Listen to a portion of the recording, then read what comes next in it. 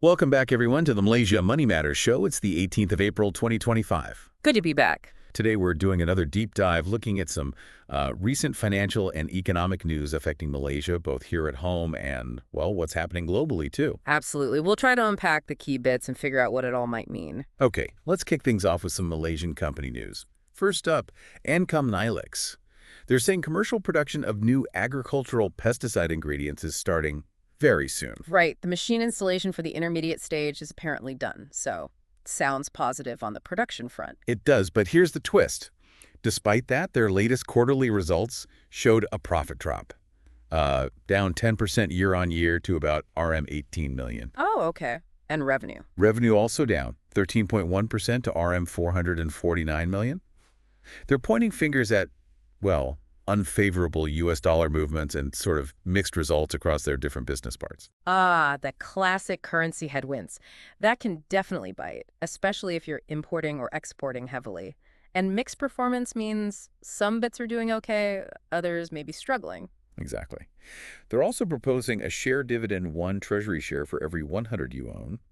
And they raised quite a bit of cash, RM113.5 million, through a private placement and exercising warrants. So shoring up the finances while rewarding shareholders, sort of. Yeah, but the CEO also flagged some worries. Things like potential subsidy cuts, faster price hikes hurting consumer confidence. The usual concerns these days. And the minimum wage hike. They estimate that'll cost them about 1 million ringgit a year. Right, so it's that balancing act, isn't it? Future potential versus current cost pressures and economic uncertainty. It's a tricky spot. Definitely a mixed bag for Ancom Nylex. Okay, moving on. CTOS Digital. Ah, yes, the credit reporting agency. Right. BIMB Securities Research reckons their first quarter earnings might be a bit soft, FY 2025, that is. Softer Q1? But they expect a rebound in Q2. They actually see any dip as maybe a buying opportunity, still positive overall for the year. What's driving that optimism? They point to expansion in digital financial services, more people getting involved in credit generally, and ongoing demand for their risk analytics stuff. Makes sense. Those are pretty solid growth trends. You know, digital finance isn't going away. And interestingly, BIMB says U.S. political stuff, the whole Trump risk, they call it, isn't really material to CTOS. Because their focus is mainly Malaysia and the region, right? Not heavily U.S. exposed. Precisely. Plus, they highlighted the dividend yield is attractive and the price-earnings ratio is lower than competitors. Yeah. So BIMB's sticking with a buy call, target price, RM1.33. So potentially a more stable local play, somewhat shielded from those bigger global political winds? Interesting. Okay, now for something pretty big in property. Chin Hin Group Property and Fiamma Holdings. Teaming up, I saw this KLCC area. Yes, a huge RM1.03 billion mixed-use project. Chin Hin's unit is buying 70% of Fiamma's subsidiary that owns the land. And it's prime land, right? Near the Twin Towers and Surya KLCC, 1.88 acres. Exactly. Very central. The plan is for 2 serviced apartment towers, 924 units in total, plus retail space. Wow, 924 units? That's significant density. When are they looking to launch? Launch planned for Q2 next year, 2025, with completion way out in Q1 2032. It's a long-term thing. Understandable for a project that size in that location. Chin Hin's taking full control of development and financing and giving Fiamma a corporate guarantee. It is a related party deal, though. Okay. So independent advisor coming in to check fairness for other shareholders. Yep, standard procedure. Needs that independent scrutiny. Good. Important for transparency. Right. Quick one on Crest Group. Recently listed imaging company. Okay. They've declared their first ever dividend, 0.38 cent per share. Totals about RM3.3 million. Maiden dividend, always a milestone. What's the yield like? Based on their last price of 16 cents, it's about 2.38%. But their profit actually fell in FY 2024. Oh, why was that? Weaker sales, costs from the listing itself, and some inventory write-downs. Okay, so maybe some early challenges post-listing, but sharing profits is still a signal, I guess. Yeah. Now, MN Holdings, they bagged a big contract. Yeah. Or RM180 million. It's for the engineering, procurement, construction EPC of a substation for a data center. Data centers needing more power. Makes sense. Do you know which one? Nope, client's undisclosed. Starts mid-April 2025. Yeah. Done first half of 2026. Adds nicely to their order book, which is now almost RM900 million. Very solid. Good visibility for them in a growing sector. Okay, let's talk about Malaysia Aviation Group, parent of Malaysia Airlines. Right. How are they doing? Still profitable? Yes, second year in a row with net profit for FY 2024. RM54 million. But, and it's a big but, that was despite an 18% capacity cut in Q4. Ouch, 18% cut. That must have hurt. Why the cut? The report didn't detail the why, just the impact. It definitely hit flights and passengers, and the profit was lower than FY 2023. Still, profit under those conditions is something. Any accounting boosts? Actually, yes. A big one. RM426 million reversal of impairments. So reassessing asset values upwards helped the bottom line significantly. Ah, okay. So the underlying operating picture might be less rosy? Well, they reckon without that capacity cut, profit could have hit RM 585 million. So the potential was there. Revenue is down slightly overall. How did the different airlines within the group fare? Passenger numbers were up, load factor improved, but Malaysia Airlines' operating profit itself plunged. Firefly's losses widened too, partly due to new jets. Not great for the main carriers then. Any bright spots? Amal, the pilgrimage airline, did better. And Mass Cargo, the cargo arm, was strong. Okay, so cargo's still holding up. What's the outlook? Focus is on fleet modernization, getting newer planes, but they're cautious, pointing to rising tariffs, inflation, supply chain issues. The usual suspects again. And they explicitly warned fares might have to go up because of costs linked to U.S. tariffs. There it is. That direct link from trade policy to potentially higher ticket prices for us. Something to watch. Definitely. A quick mention.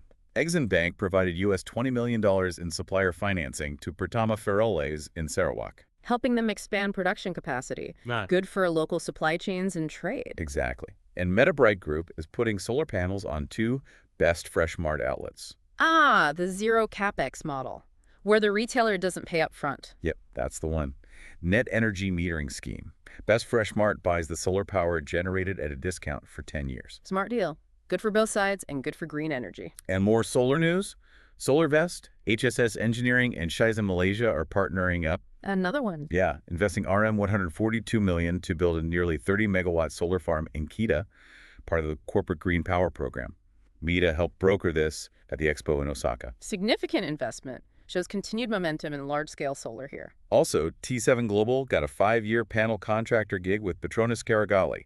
EPC and commissioning for remote operations runs till 2030. Good long-term contract with Petronas. Stable work. And finally, on the local front, TRX City is starting construction on a new office tower in the Tun Razak Exchange. More building in TRX? Who's the anchor?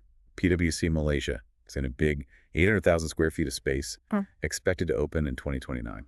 Wow. PwC anchoring is a big vote of confidence for TRX. It's really shaping up as that financial hub. Okay, let's shift focus. International news impacting us. Fitch ratings. Their view on Asia-Pacific banks. Largely neutral outlook, including for Malaysia. They think our banks are fairly resilient to higher U.S. tariffs because our direct export exposure to the U.S. isn't massive. Well, there's a however, right? Always. A surge in U.S. tariffs could still threaten things. And they warned Korea, Taiwan, Thailand could see their banking outlook worsen with big tariff hikes. And the indirect effects, too, like if China slows down because of tariffs. Exactly. That could hit bank asset quality across the region, including potentially here. It's all connected. Very true. Global trade ripples everywhere. Speaking of global factors, the European Central Bank cut interest rates again, 7th time since last June. Quarter-point cut on the deposit rate down to 2.25%. That's the one. They're worried about global trade tensions hurting the Eurozone recovery. The ECB president specifically flagged trade tensions as a downside risk to growth. Trying to stimulate the economy to counter those potential trade headwinds makes sense from their perspective. Now, gold. Prices pulled back a bit from that record high. Profit-taking after the big run-up, driven by tariff worries mostly. Seems like it. Spot gold dipped after hitting $3,357.40 an ounce, but analysts think the underlying mood is still positive. Yeah, I saw BIMB Securities here thinks gold hasn't peaked.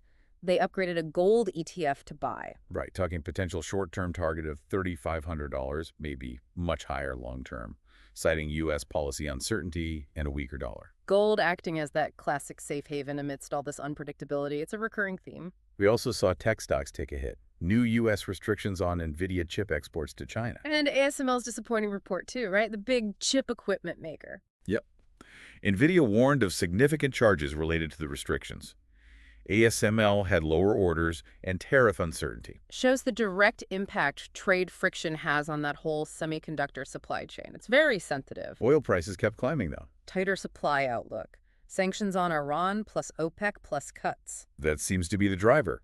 New U.S. sanctions on Iranian oil trade, including hitting a Chinese refinery, and some OPEC Plus members promising more cuts. Less oil on the market usually means higher prices, another cost pressure, potentially. Meanwhile, Fed Chair Jerome Powell in the U.S. basically said they'll wait for more data before touching rates. Holding steady for now. But did he comment on the tariffs?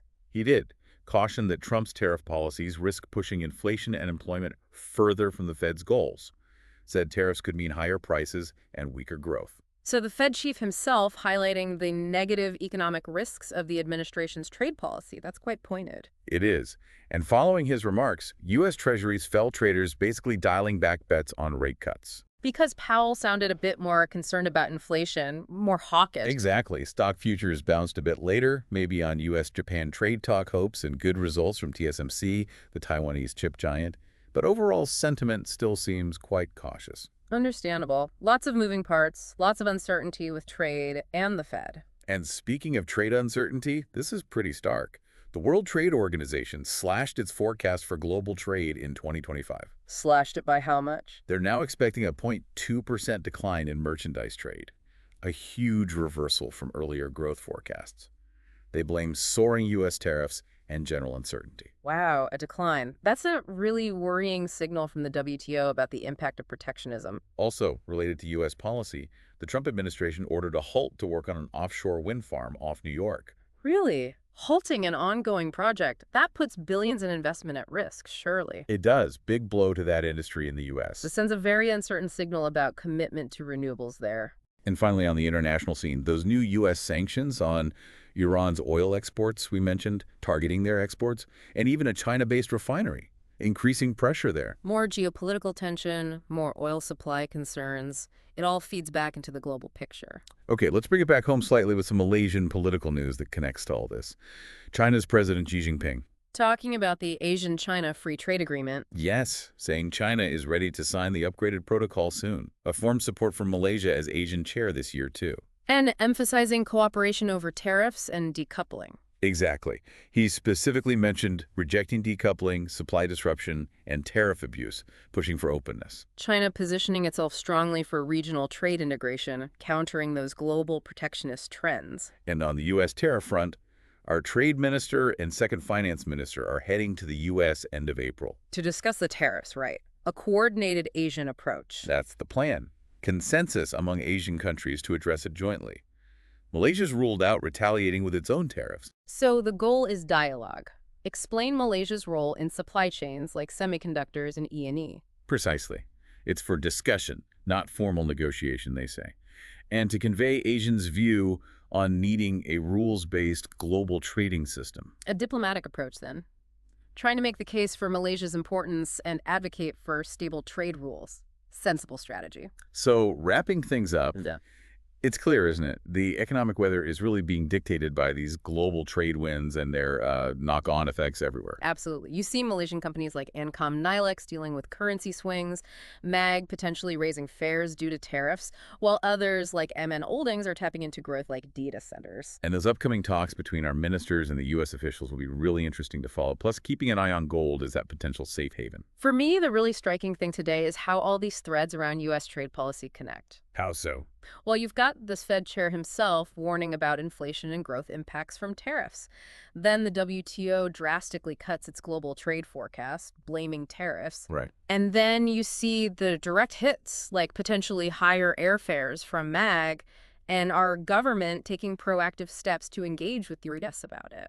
It really highlights the complexity, doesn't it? How decisions in Washington ripple outwards and force responses everywhere else. Exactly. It's a truly interconnected global economy, and these policy shifts have real consequences. Well, we hope this deep dive has helped make sense of some of these big developments.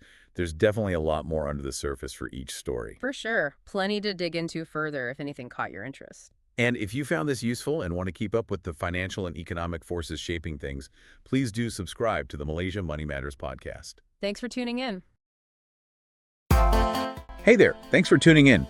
If you would like a deeper dive into all the investment opportunities from today's news, subscribe to my newsletter at mmoneymatters.substack.com. I will be sharing a deeper analysis of the key investment opportunities from today's news, including what makes these opportunities stand out and how they fit into the broader market trends. By subscribing to the Malaysia Money Matters newsletter, you will also get exclusive insights on my watch list and portfolio and fundamental reports on Malaysian listed companies.